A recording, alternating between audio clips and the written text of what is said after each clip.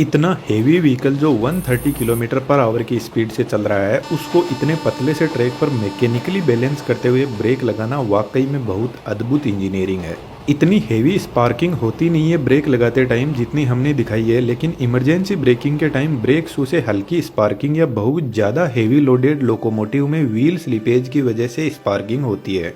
Train के इस डिब्बे को कोच बोलते हैं। आप जो कोच देख रहे हैं वह LHB कोच है। इसके नीचे 2 बोगी लगी रहती है जिनमें 4-4 व्हील्स होते हैं और इन 8 व्हील्स पर इक्वल ब्रेक फोर्स अप्लाई होता है। अब ट्रेन चाहिए कितनी भी लंबी हो, हर व्हील के पास में ब्रेक फोर्स पहुंचता है, लेकिन इस ब्रेक फोर्स का मास्टरमाइंड इंजन में लगा हुआ एक पावरफुल कंप्रेसर होता है। यह कंप्रेसर एयर ब्रेक, ट्रेन के एयर सस्पेंशन, बाथरूम, हॉर्न सभी को एयर सप्लाई करता है। यह स्पाइरल टाइप कंप्रेसर है जिसको किसी और वीडियो में बात करेंगे। इसके साइड में 2 स्पाइरल लगे हैं जो एयर प्रेशर क्रिएट करते हैं और बीच में एक पावरफुल 3 फेज इंडक्शन मोटर लगी रहती है। इस कंप्रेसर से 2 पाइप निकलती है, एक break pipe in short BP जो ग्रीन कलर की होती है और second feed pipe in short FP जिसका कलर व्हाइट होता है। जब इंजन को ट्रेन के कोच से कनेक्ट किया जाता है तो उसी टाइम इन दोनों ब्रेक और फीड पाइप को भी कोच से कनेक्ट कर दिया जाता है। लेकिन दोस्तों, जब इंजन कोच से कनेक्टेड नहीं रहता है तब भी उनमें प्रॉपर इलेक्ट्रिसिटी की सप्लाई रहती है। कमेंट में जरूर से लिखना कोच में कहां से सप्लाई आती है। इंजन और कोच के दोनों साइड में ही वाल लगे रहते हैं जिनको एंगल कोक बोलते हैं। इनका यूज जब इंजन को अलग किया जाता है तो इन पाइप से प्रेशर कम ना हो जाए इसलिए बंद कर दिया जाता है। अब यह दोनों पाइप हर बोगी से होते हुए ट्रेन के लास्ट कोच की बोगी तक जाती है। हम किसी एक बोगी का ब्रेक मैकेनिज्म समझते हैं। इंजन में रखा हुआ कंप्रेसर इस फीड पाइप में कॉन्टिन्यूसली प्रेशर भेजता रहता है और फीड पाइप इस रिजर्वोयर से कनेक्टेड रहती है, लेकिन रिजर्वोयर में एयर भेजने से पहले एक वाल लगा रहता है आगे के मैकेनिज्म को मेंटेनेंस के काम के लिए, और एक डस्ट कलेक्टर लगा रहता है जो डस्ट को आगे नहीं जाने देता। इसके अलावा एक नॉन रिटर्निंग वाल जिसको शॉर्ट में NRV बोलते हैं जो सिर्फ फीड पाइप से एयर को रिजर्वोयर में आने देता है लेकिन वापस नहीं जाने देगा।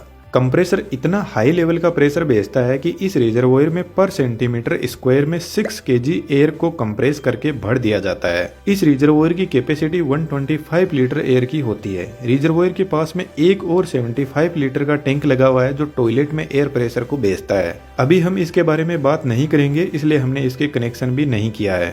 तो इस रिजर्वोयर से एयर डिस्ट्रीब्यूटर वाल के पास में पहुंचती है। डिस्ट्रीब्यूटर वाल के अंदर ब्रेक पाइप से भी डायरेक्ट कनेक्शन आता है। ब्रेक पाइप का प्रेशर 5 kg पर सेंटीमीटर स्क्वायर होता है। यह वाल बहुत बेहतरीन तरीके से काम करता है। इस वाल से आउटपुट जो निकलता है वह दोनों बोगी की तरफ एयर प्रेशर को भेजता है ब्रेक एप्लीकेशन के लिए।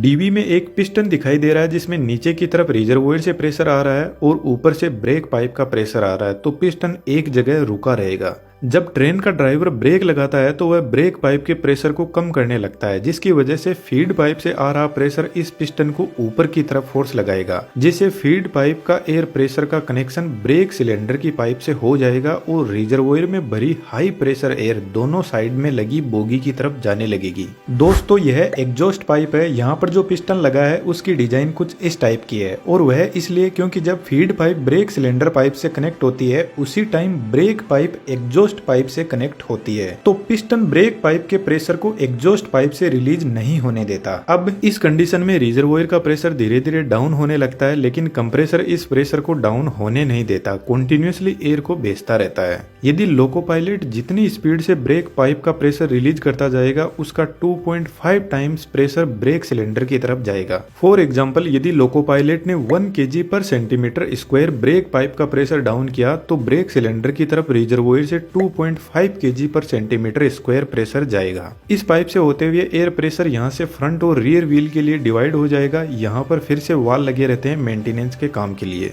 यह पाइप दोनों फ्रंट व्हील के लिए जा रही है और यह पाइप इन दोनों व्हील तक पहुँचती है। हम एक व्हील के ब्रेक मैकेनिज्म को समझते हैं। दोस्तों, एक थोड़ा बारीक मैकेनिज्म है, इसको समझना। अभी डिजिटल दुनिया का जबरदस्त टाइम चल रहा है और इसमें नई नई स्किल्स की भरपूर डिमांड है और पैसा अनलिमिटेड, और इनमें 3D एनिमेशन भी एक जबरदस्त डिमांडिंग स्किल है। हमने बेहतरीन 3D एनिमेशन का कोर्स डिजाइन किया है। लर्निंग के अलावा जितने भी अर्निंग के तरीके हैं उनके बारे में भी बात की है, और हम एक प्राइवेट 3D कम्युनिटी भी बिल्ड कर रहे हैं जिसमें आप अपने आप को बेहतर पॉलिशिंग कर पाओगे। डिस्क्रिप्शन में डिटेल्स अवेलेबल है, बहुत कुछ सीखने को मिलेगा, जरूर से ज्वाइन करना। अब वापस टॉपिक पर आते हैं। एयर प्रेशर सबसे पहले ब्रेक सिलेंडर में आता है। ब्रेक सिलेंडर में डायफ्राम होता है जो एयर के प्रेशर से कुछ इस तरीके से मूव करता है। अब डायफ्राम का फोर्स इस पिवट पॉइंट पर पहुंचता है और इस पिवट पॉइंट से ब्रेक फोर्स ब्रेक शू पर जाता है और ब्रेक शू ब्रेक डिस्क पर घिसने लग जाता है और धीरे धीरे ट्रेन का व्हील रुकने लगता है। यह सेम प्रोसेस सभी व्हील्स के साथ में होती है।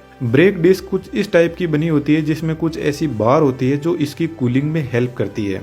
अब जब ट्रेन रुक जाती है तो जब तक ब्रेक सिलेंडर में एयर प्रेशर अवेलेबल रहेगा तब तक ट्रेन का ब्रेक लगा हुआ रहेगा। तो जनरली जब ट्रेन खड़ी रहती है तो उसमें ब्रेक लगा हुआ रहता है जो एक हैंड ब्रेक की तरह काम करता है। तो ट्रेन को स्टार्ट करने से पहले ब्रेक सिलेंडर की एयर को रिलीज करना जरूरी है। उसके लिए वापस डिस्ट्रीब्यूशन वाल्व पर चलते हैं। जब तक ट्रेन में ब्रेक अप्लाई रहता है तब तक रिजर्वोयर जिसमें एयर फीड पाइप से आती है वह कंटिन्यूअसली इस पिस्टन को ऊपर की तरफ फोर्स लगा के रखती है। लेकिन ब्रेक रिलीज के टाइम कंप्रेसर फिर से ब्रेक पाइप का प्रेशर बढ़ाने लग जाता है और एक कंडीशन आती है जब पिस्टन वापस नीचे की तरफ आने लगेगा जिससे रिजर्वोयर का कनेक्शन हट जाएगा और ब्रेक सिलेंडर में जो पाइप अब तक प्रेशर भेज रही थी उसका कनेक्शन इस एयर रिलीजिंग पाइप से हो जाएगा। डायफ्राम के पास में एक स्प्रिंग लगी रहती है जो डायफ्राम को वापस नॉर्मल पोजीशन पर आने के लिए फोर्स लगाती रहती है। तो जैसे ही ब्रेक सिलेंडर वाली पाइप का कनेक्शन इससे होगा तो स्प्रिंग ब्रेक सिलेंडर की एयर को पूरी बाहर की तरफ रिलीज कर देगी और ब्रेक रिलीज हो जाएगा। ट्रेन के ब्रेक रिलीज करते टाइम कुछ ऐसी आवाज एयर की हमें सुनाई देती है।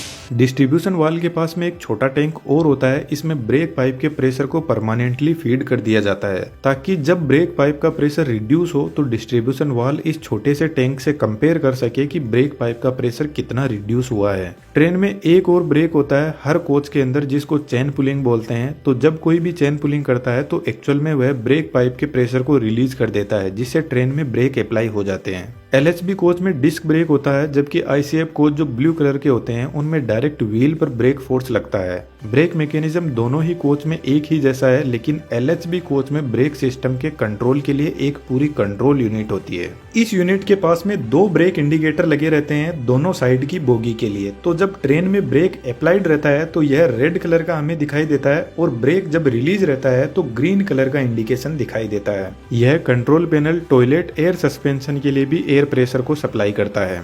दोस्तों इस वीडियो पर अच्छा रिस्पांस मिलता है तो हम LHB और ICF कोच के बीच में जो डिफरेंस है उसके बारे में डिटेल से बात करेंगे। हमारे 3D एनिमेशन के कोर्स में आपका मोस्ट वेलकम है। Thank you.